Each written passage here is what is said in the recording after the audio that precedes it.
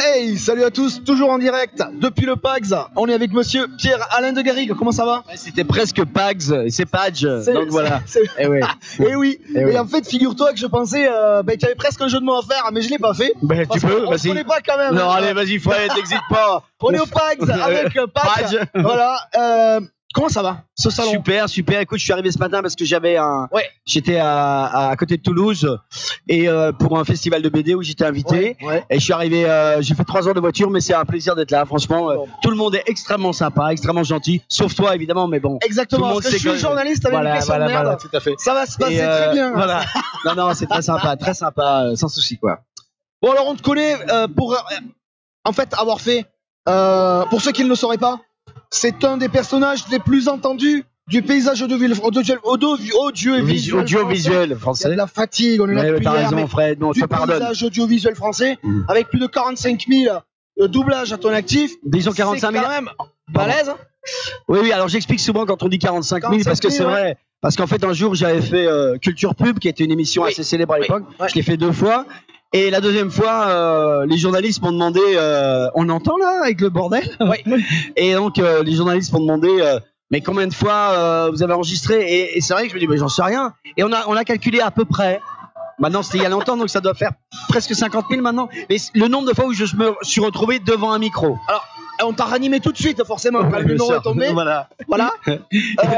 Non, mais c'est un peu vrai, oui. Et c'était le nombre de fois où je me suis retrouvé à enregistrer derrière un micro. Alors, des fois, c'est pour la même voix. Donc, parfois, intermittent du spectacle, le Bien jour sûr. où tu pars à la retraite, c'est 45 000 feuilles de contrat de paye que tu vas aller leur amener. Mais ils les ont déjà. Dans la joie et l'allégresse. Mais bien sûr, mais c'est exactement ça. C'est un truc de taré. Ah ben, mais un jour, je peux donner une anecdote là-dessus. Bon, c'est pas prétentieux, hein, je suis pas du tout comme ça. Mais c'est vrai que je suis allé j'étais au congé spectacle et je devais régler un truc.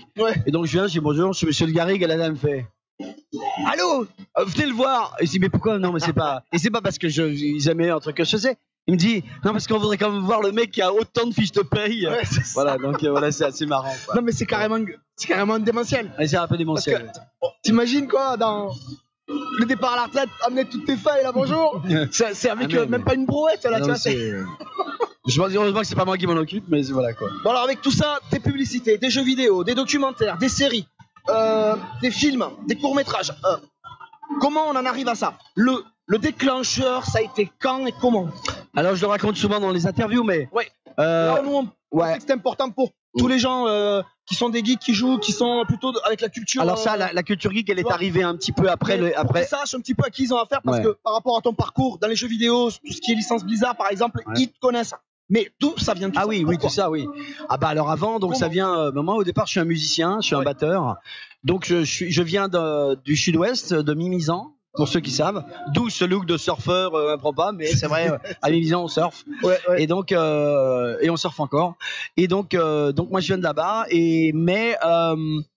donc je suis monté ensuite à Paris et en tant que musicien, donc j'étais batteur professionnel, et en fait il s'est trouvé que me suis retrouvé dans des situations où j'ai vraiment eu beaucoup de chance, et comme la bonne étoile me suit tout le temps, et en fait j'étais en train d'enregistrer avec une artiste, vous avez pas connu peut-être, c'était Pauline Esther, c'était un truc qui disait oui je l'adore tous les jours un peu plus fort, et on enregistrait des chœurs avec elle, et à la fin de la session on était au Palais des Congrès, et il y a la porte s'est ouverte et c'était un réalisateur qui s'appelle Jean Becker qui avait fait Les Enfants du Marais, voilà, et tout ça, et qui est venu, qui avait un problème sur la publicité à côté, et à l'époque il y avait pas de téléphone portable, tu vois, t'essayais de trop te démerder s'il y avait un truc, voilà.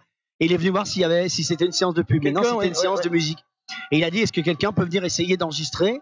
Et tous mes potes, comme je faisais beaucoup de chœurs, les potes m'ont dit, il va mourir le qui gueule. Hein, et donc, il m'a dit, qui c'est qui pourrait venir? Donc tous mes potes m'ont dit, bah tiens, Pierre-Alain, il fait bien le con derrière le micro et il chante plutôt bien. Et donc je suis arrivé. Et pourquoi je parle de ça? Parce qu'en fait, je suis arrivé et quand j'ai vu le texte, j'ai fait, oh la vache! Parce que le comédien qui était déjà parti.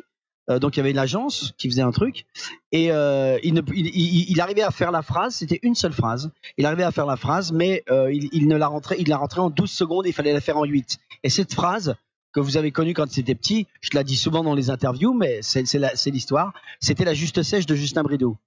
Et la voix, c'était la juste sèche de Justin Brideau. Une saucisse sèche sachant sécher doit sécher sans s'assécher. Elle est sèche, juste sèche. La juste sèche de Justin qui? De Justin Brideau. 8 secondes. Bam. 8 secondes. Et les gens répétaient ça après. C'est un peu le système Soch qu'on entend maintenant. Ouais. Et donc, avec Jean Becker, et je me suis planté la première, la deuxième, la troisième fois, la quatrième, je l'ai rentré comme il fallait. Et le mec, il m'a fait, toi, tu viens tout de suite avec moi. Et à l'époque, je travaillais avec Luc Besson. Je travaillais déjà avec Luc C'est Besson. incroyable ce que tu racontes, parce que Paris, il y a quand même. Ouais, Paris magique. Paris magique. C'est important le fait que je dise que je travaillais avec Besson. J'avais participé au Grand Bleu, j'ai fait Grand Bleu, Nikita, etc. J'ai fait pas mal de trucs. Et Luc, qui est toujours un pote, et qui est un businessman aussi. Ouais. Et je mange avec lui le lendemain. Il me dit, mais tu sais quoi ton histoire là? Je raconte au téléphone. Il me dit, mais dis donc, tu devrais réfléchir à ça. Je dis, ah ouais, pourquoi pas. Et le lendemain, Jean Becker me rappelle et me dit, viens signer tes contrats. Et pendant qu'il est en train de signer les contrats, c'est vrai, hein, pendant qu'il est en train de signer les contrats, il reçoit un coup de fil d'une agence et il me dit, qu'est-ce que tu fais maintenant? Je dis, j'en sais rien, monsieur Becker. Je vais avec, il me dit, viens avec moi. Et je vais dans une agence qui s'appelle la Young and Rubicam et on me montre une partition et on me dit, tu peux chanter ça? Et je regarde, je fais, oui, je peux chanter ça, je pense. Ouais. Et après, tu nous feras un texte dessus. Et le truc qu'il devait chanter, c'était Danone. Et je fais ça, et je fais il me dit, est-ce que tu peux faire une voix assez grave sur le yaourt? Oui. C'est une maquette, hein. Le fameux yaourt. Exactement. Non, mais je le prends pas. Tu vois, t'as raison de faire comme ça.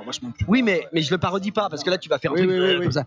Non, j'étais tout à fait normal. Comme ça, la voix normale. Un peu comme ça. Oui, d'accord. Le nouveau yaourt Danone, et je deviens la voix Danone. Et là, papa, et grâce à Luc Besson aussi, Luc Besson dit, réfléchis bien à ça. Et là, je passe un an à réfléchir vraiment à ce qu'est ce métier-là, etc. Et j'ai eu tellement de chance parce que... Nikita, le Grand Bleu, hein. Nikita, le Grand Bleu. Non, Grand Bleu, Nikita. Oui, d'abord Grand Bleu. Petit rôle, attention, petit rôle. Mais Grand Bleu, Nikita. Quand même. C'est pas... Voilà, Grand Bleu, Nikita. Ça reste quand même un des... Oui. Et après... français qui réussit à exporter mieux ses films. Et j'ai travaillé avec la prod, donc j'ai appris la production, j'ai appris... on a commencé à travailler, on a fait Atlantis, qui est un documentaire, on a commencé à travailler sur le 5e élément. Voilà, donc on a fait des gros trucs, quoi. Mais alors, tu sais, subtile transition, parce que tu parles de... Ça t'a permis de créer en 2011 ta boîte de prod, tout ça. Oui. Ombre, tu te souviens de ça? Et un film science-fiction dont il est question là, c'est... Le Grand Tout. Donc, la bande-annonce, elle me laisse... elle me donne l'envie de le voir. Parce que au-delà de la SF, finalement, on y aborde dedans des thématiques liées au déplacement, au temps qui passe, avec des phrases qui sont assez assassines, je trouve. C'est, non mais attendez, ça fait 10 000 ans qu'on a voyagé, là, la civilisation, ça se trouve, plus personne parle la même langue que nous. Et ça, c'est des thèmes récurrents qu'on a chez Asimov, qu'on a chez pas mal de monde. Absolument. Est-ce que ce truc-là, c'est un truc qui te ce côté science-fiction, ça t'appartient. T'as une passion là-dedans. Alors, moi, j'adore la science-fiction. Mais il faut dire que sur ce projet-là, quand j'ai monté ma boîte de prod, on était en fait... Plusieurs, oui, on était plusieurs, on était 3. Scénaristes, Non, on était dans la boîte de prod, dans les producteurs, on était 3. Et le truc, c'est qu'il faut savoir que ma boîte de prod a été montée à l'époque. Encore une fois, on était plusieurs.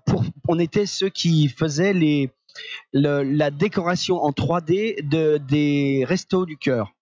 Des enfoirés, pardon. Oui, d'accord. Des enfoirés. C'est tout nous pendant 15 ans avec Goldman. On faisait. Goldman nous disait, il y a un listing de telles chansons et on illustrait en 3D. Donc on était spécial de la 3D. Et mes deux associés, qui sont des scientifiques, ont dit, nous, on va écrire un scénario. Donc ils ont fait un scénario de science-fiction. Et sans trop savoir que j'adorais aussi la science-fiction. Alors il y a un côté positif, un côté un poil négatif. Le côté positif, c'est qu'on l'a fait, mais ça a été fait avec relativement peu d'argent. Donc, tu sais que dans la science-fiction, il y a quand même... Oui, mais la thématique, en fait, elle est vachement importante. Tout à fait. Mais je vais t'expliquer. Dans le teaser, j'ai trouvé que c'était vachement important de l'entendre. Ça. Absolument. Le seul souci qu'on a eu, et vous allez comprendre pourquoi, comme on n'avait pas beaucoup d'argent, donc on a passé 1 an de plus à faire qui étaient prévus, les effets spéciaux, et surtout, on est sorti 2 mois après Interstellar. Et Interstellar disait la même chose avec la qualité extraordinaire d'Interstellar. Ouais. Et c'est pour ça que tu dis, si tu retrouves, et même nous, quand on a vu Interstellar, on s'est dit. J'aime beaucoup Nolan, donc forcément je l'ai vu, mais. On s'est dit, c'est les mêmes mots. Ouais, mais c'est fait en France, tu vois. Pour moi, ça percute tout de suite parce que je me dis, pourquoi il y a tout le temps que les Américains qui font ça finalement, alors que là, il y a un truc. Donc ça m'a donné vraiment envie d'en parler Donc t'aimes la SF, quoi. Oui, j'aime la SF, oui, de toute façon. Oui, j'adore. Mais disons que sur ce projet-là, j'étais pas je vais t'avouer tout à fait, je ne l'aurais pas fait exactement comme ça parce que même en tant que producteur, j'ai laissé puisqu'on était 3 producteurs, mais sur les producteurs, il y avait le réalisateur et son frère. Je les ai laissés faire aussi. C'est un art collectif. Voilà, tout à entre fait. le réalisateur, le metteur en scène, les scénaristes, il naît un 3e film. Absolument. On le dit, il y a toujours la vision du scénariste, la vision du metteur en scène. Tout à fait. Le public va le voir d'une autre manière après. Donc Tout à fait. il y a toujours un 3e film, une 3e lecture, enfin un 3e. Ça va donner forcément autre chose que ce qu'on a pensé. Bien sûr, je vois bien ce que sûr. tu veux dire. Mais voilà, en tout cas, pour revenir à ta question, j'adore la science-fiction. Pour revenir à la boîte de prod qu'on a maintenant, elle a émigré à Los Angeles. Et voilà. Et on fait plutôt pas des effets spéciaux, mais plutôt de la pub. Et voilà, ça s'est un peu terminé un petit peu dans une petite rivière. Quoi. Ouais. Mais bon, pas grave, la chose a été faite.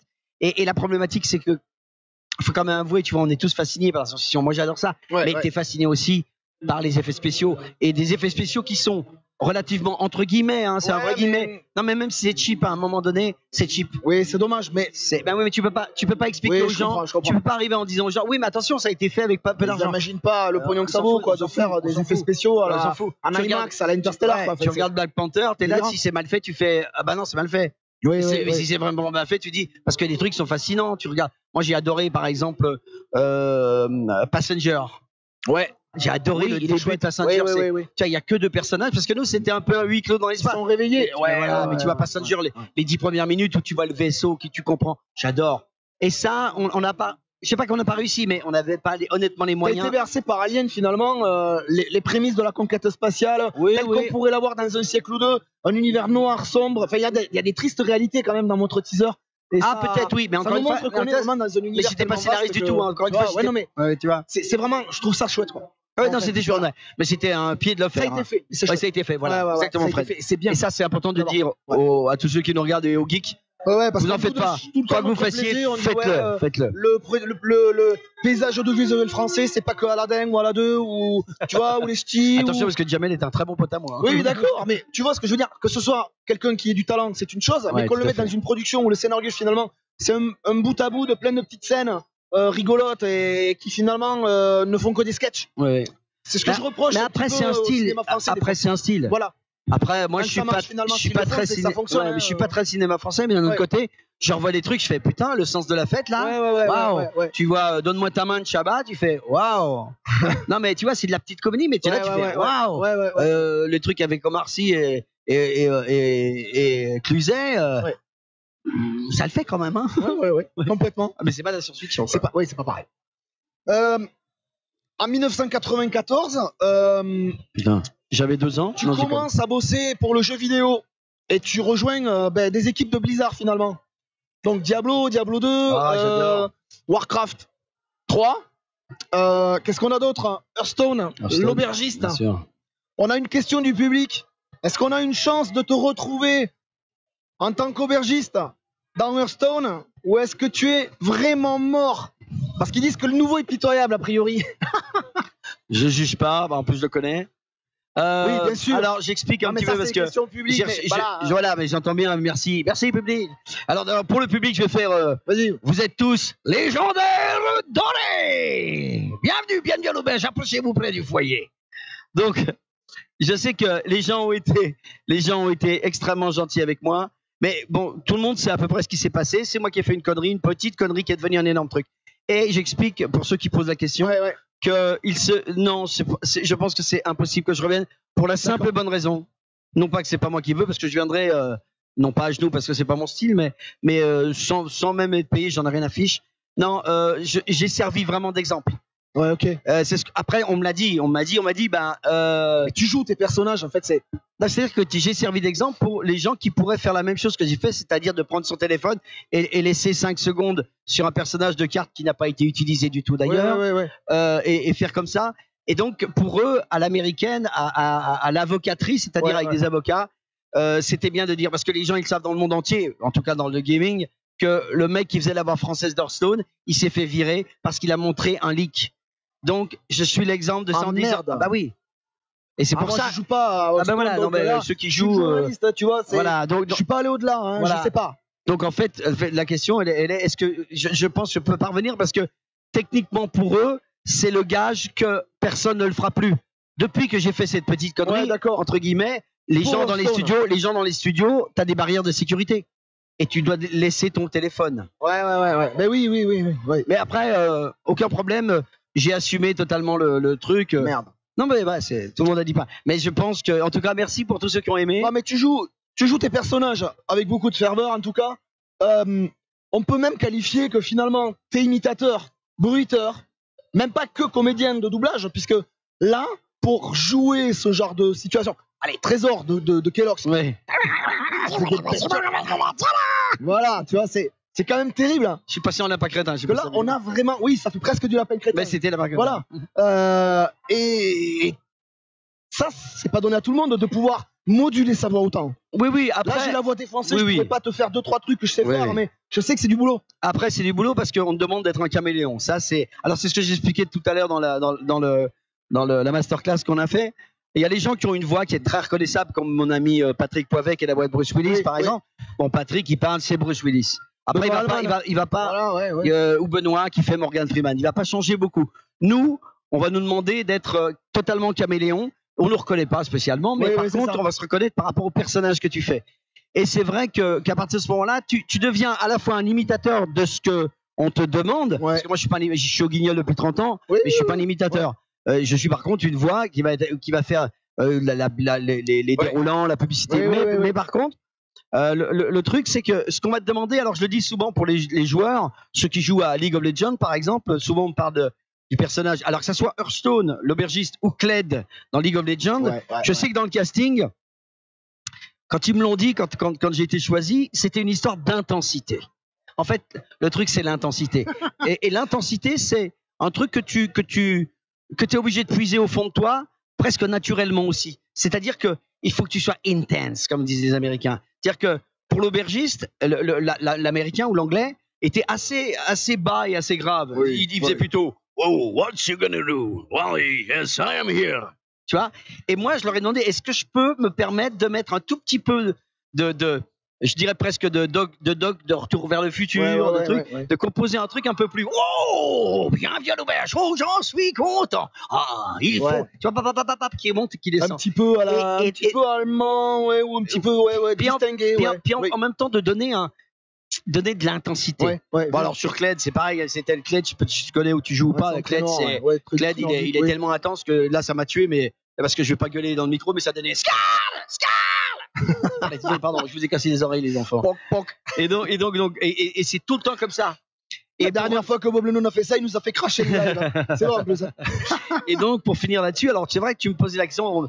Après, on me pose la question de savoir si j'ai préféré faire ci, cela. Alors, tu me parles de Diablo, parce que Diablo, j'ai adoré faire Diablo. Le voleur, il y en a qui jouent, c'est ça. Hein. Le brigand.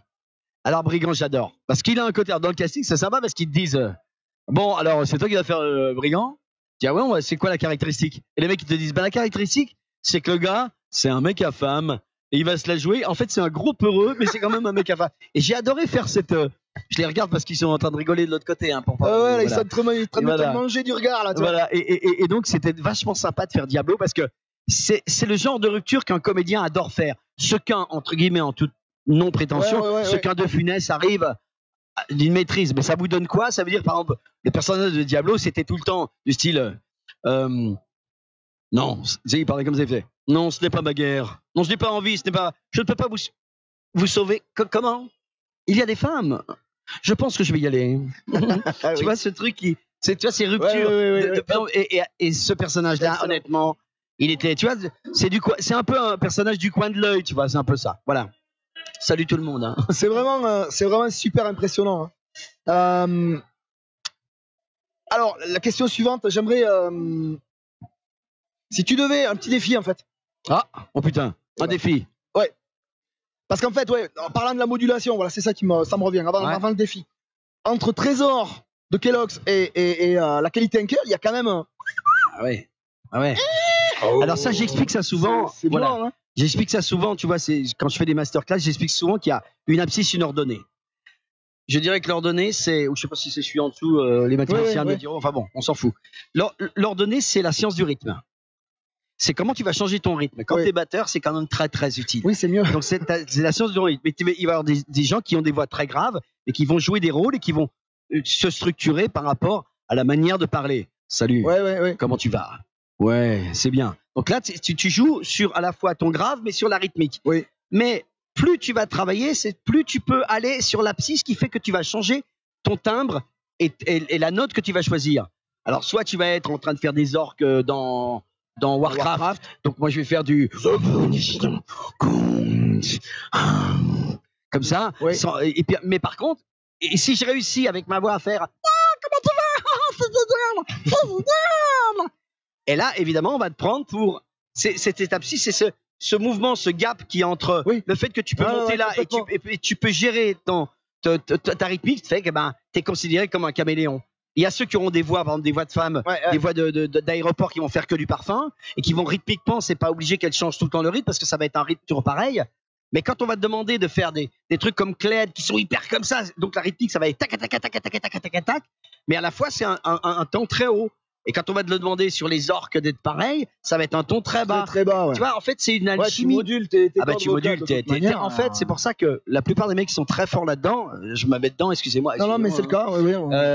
C'est des gens qui ont une grosse base musicale. Moi, mon cerveau, il fonctionne en musicalité.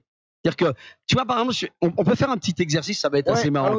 Par exemple, je vais montrer un peu comment ça fonctionne dans la tête. On a le temps encore ou pas? Ouais. On va prendre. Le temps que tu as. On va prendre, tu vois, je vais te montrer quelque chose parce qu'ils aiment bien les ça en masterclass. On va prendre par exemple la phrase du corbeau et du renard au moment où il dit bonjour monsieur du corbeau, que vous êtes joli, que vous m'en semblez beau. Vous vous rappelez de ce truc-là? Oui. Voilà, je me retourne là-bas parce que le gars il a pas fait d'études, donc tu vois lui. Non, je déconne. Et donc voilà, c'est le moment où le corbeau s'adresse au renard. Et ce que je demande aux gens à côté de moi, c'est ce que je vais te demander, Fred. L'idée, c'est de montrer qu'est-ce que c'est un comédien? C'est quelqu'un qui va connecter son cerveau avec son intérieur, sa culture, et tout de suite, sur ce que tu vas me dire, je vais être obligé de connecter à ma façon de le faire, à une intention. C'est-à-dire que tu vas me donner n'importe quel adjectif, peureux ou une situation, n'importe quoi, et je suis tout de suite obligé de me connecter à ça. Tu comprends ce que je veux dire? On va le faire, tu vas voir. Alors donc c'est, attends, faut que je me rappelle la phrase. Donc, bonjour Monsieur du Corbeau, vas-y. Alors donc tu dis un adjectif timide, exalté. Bonjour Monsieur le Corbeau, que vous êtes joli, que vous me semblez beau. Et tout de suite tu connais qu'un autre truc. Colérique. Bonjour Monsieur le Corbeau, que vous êtes joli, que vous me semblez beau. Ouais, et donc du coup, pam. Vas-y, on voit un paresseux. Bonjour. Monsieur du Corbeau, que vous êtes joli, etc. Mais ce que je suis en train de montrer, c'est que là, je suis obligé en une seconde de connecter à l'intérieur de moi sur à la fois plusieurs choses. Comment je vais utiliser ma voix, mais surtout quel univers je vais utiliser. Et je vais me permettre, si ma structure mentale est que j'ai pas trop peur d'être ridicule, et je suis pas un exhibitionniste du tout, c'est-à-dire que je vais dire, quand tu me demandes paresseux, je vais pas respecter totalement le texte, je vais l'adapter à ma sauce. Ou le truc colérique. Donc je vais garder ma structure, et si j'ai la possibilité de le faire. Je t'ai quand même demandé des abscisses à chaque fois. Et donc, mais quelque part, ça veut dire que j'ose le faire. Alors après, quand tu fais de la pub, c'est totalement écrit, tu vas pas le faire, mais tu vas donner la possibilité que le mec dise vous pouvez tenter un truc, etc. Et bien dans les jeux vidéo, ça va être ça.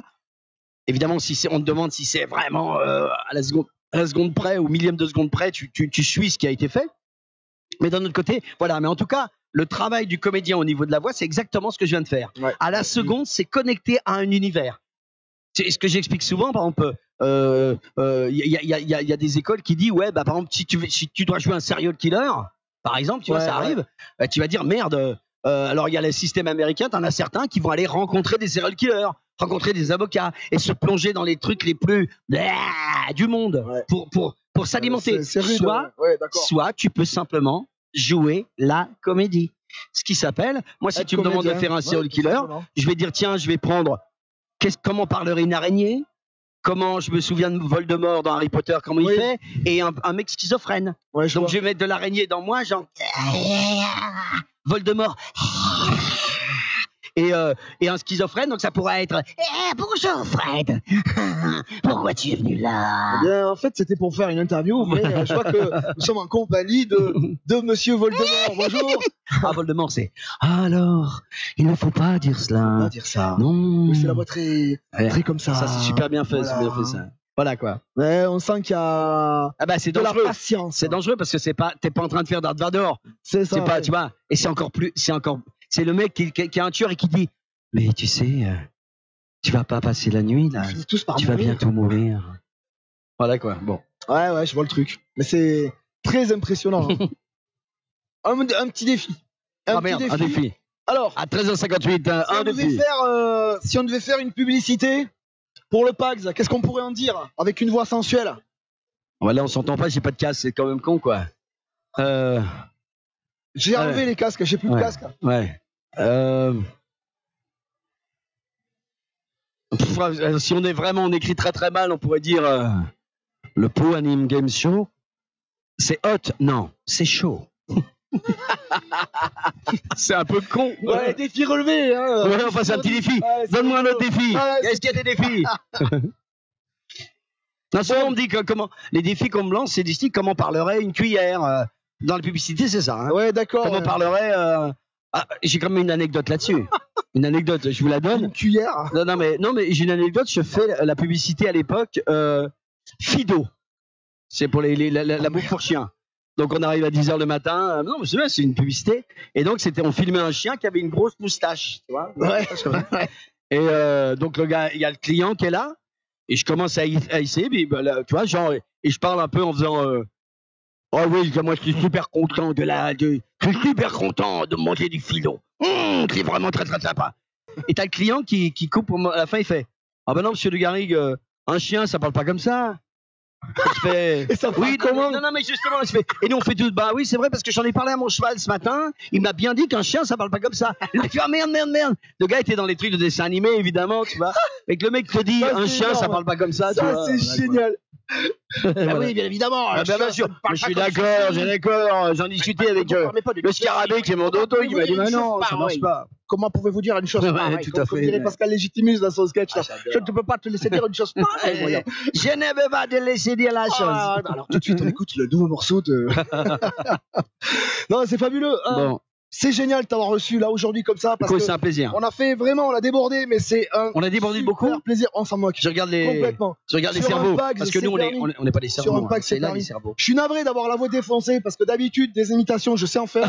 Mais là, je suis vraiment Non, mais- mauvais là. Mais tu es Ouais, bon, le Fred, il est bon. Envoyez des Finalement- messages d'amour à Fred, merde. Finalement, ouais, des gros messages d'amour. J'ai dit un gros mot. Toujours est-il que on va te remercier d'être venu sur le salon, Merci. d'avoir répondu à notre invitation. C'était un plaisir. Ça sera, j'aimerais à refaire hein, une Et prochaine alors, je fois, vais quand mais- même dire, il y a un truc important. Hein. N'oubliez pas un truc, mais ça, c'est un truc que je vous donne pour vous.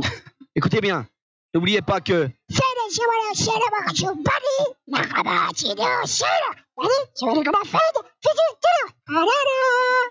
Merci à tous et à la prochaine fois. Ciao, à la prochaine fois.